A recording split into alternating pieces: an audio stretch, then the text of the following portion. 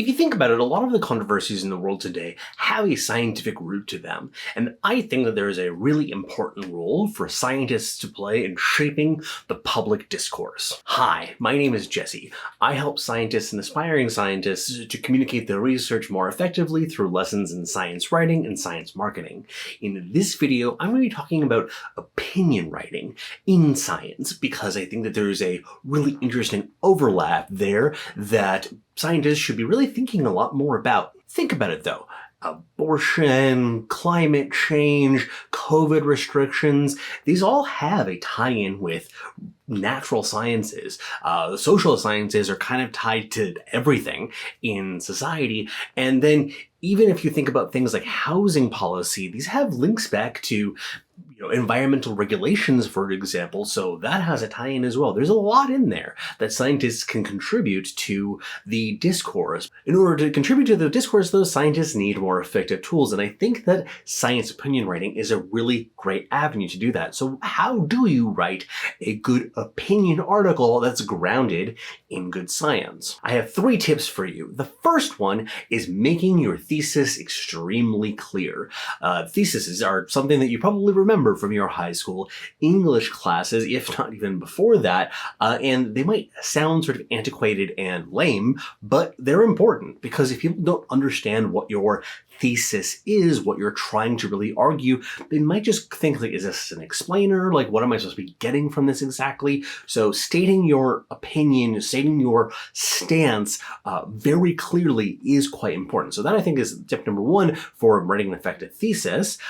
Beyond that, you also want to make sure that there is nothing in your article that isn't related to your thesis in some way, so that it's all being supported in one way. And you just want to make your thesis itself just very, very clear and to the point so that it is very effective in making your stance more powerful. This might sound very constraining, and honestly it is, but that's kind of the point of an opinion piece, is that you're trying to be something direct. If you want to get better as a writer, you can eventually come up with bigger pieces that have multiple moving parts. It's part explainer, part argumentative piece, but you really need to get the foundations down of a good argumentative essay, that's straight to the point and persuasive at first, because I think that people would generally prefer an article that has a simple structure that is executed well rather than a complex structure that's executed poorly. Second, it's really important that your science be high quality.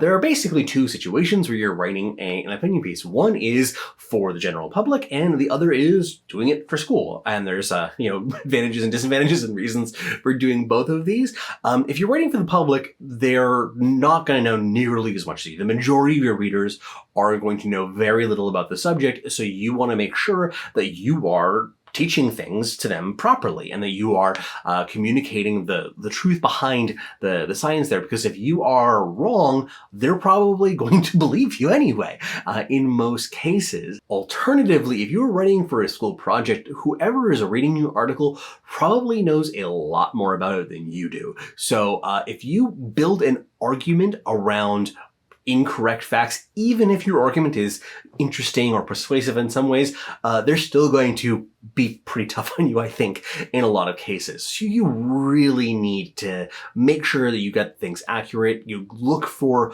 high quality sources. You go really as far as you have to, and make sure there's up-to-date references that you can rely on. Maybe you don't include all of them into the actual text of whatever it is that you're writing, but it really does need to be grounded in true, hardcore, up-to-date science, because it's very easy to go and cherry pick information. For example, let's take an example of a subject like biofuels, which really has a lot of arguments that you can be made both for and against it that I think are very legitimate. I did some research in the area, and I would say that there are legitimate arguments both for and against it. If you go out and cherry pick pieces of information, you can get a very flawed look at how the overall picture of the field looks. And if you do that in a way that is effective and responsible, you can build a coherent argument for either side. Instead, though, if you do things in a sloppy way, it's really easy to get over your skis and to overstate whatever side you're taking in that particular debate. But this brings me to my last point. You don't want to get lost in the science,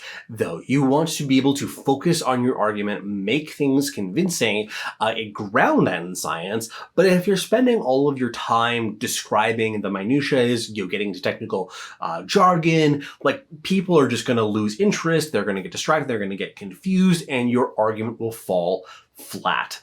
Take this for an example. Imagine that you are writing about something like puberty blockers, which is an issue that is relevant related to transgender rights. If you were going into the biochemistry and all of the hormone that are happening in the back end, there's going to be a certain level of that is necessary. There's going to be a certain level of it that goes way beyond what you want to be covering in a place like this, especially if it's a short, 1,000-word article or something like this, because people are just going to, go like, whoa, what are they talking about? I don't get it. So what exactly is the stance that they're taking with these? Are these good, these bad? Should they be regulated? Like, whatever. Like, doesn't matter what your stance is going to be lost if you get too far down that rabbit hole. You can, of course, correlate this to where you're writing and how much space you have. So with that exact same topic, so imagine you're writing something like a transgender rights activist kind of publication, you can probably imagine that these are folks who are at least familiar with some of the basics here, and you can probably handle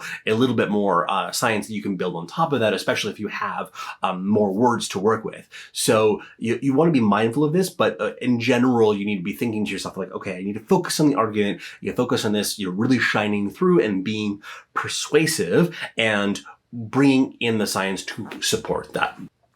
Overall, I think that so those are the main tips, and if you are a scientist out there, I hope that you take these and you go out and starting to write some opinion pieces, because it's something that I would love to see a lot more scientists taking advantage of this. I think that there is a big role that we can play in influencing the discourse of society, and writing and blogging and even creating videos like this is a way to do that. But I hope that this has been useful for you. If it has, be sure to like and subscribe. Thank you so much for hanging out, folks. Take care.